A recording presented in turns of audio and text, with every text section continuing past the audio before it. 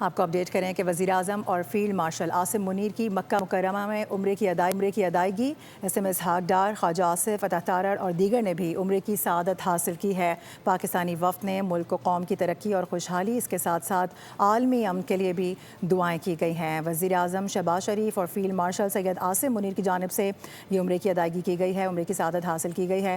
اسی پر بات کریں گے، فہد چودھری ہمیں جوائن کریں۔ فہد بتائیے گا۔ جی دیکھیے، وزیراعظم شہباز شریف، نائب وزیراعظم اسحاق ڈار، آرمی چیف اور chief of defence forces field marshal Asim Munir اور دیگر جو وفد میں شامل وفاقی وزراء ہیں، انہوں نے وزیراعظم کے ہمراہ جو ہے مکہ مکرمہ میں عمرہ ادا کیا۔ عمرے کی ادائیگی سے قبل پاکستانی وفد نے کعبہ شریف کی زیارت خاص کی سعادت حاصل کی۔ عمرے کی ادائیگی کے بعد وزیراعظم فیلڈ وفد نے ملک و قوم کی ترقی اور خوشحالی، امت مسلمہ کی سلامتی اور علاقائی اور عالمی امن کے لیے خصوصی دعا بھی کی۔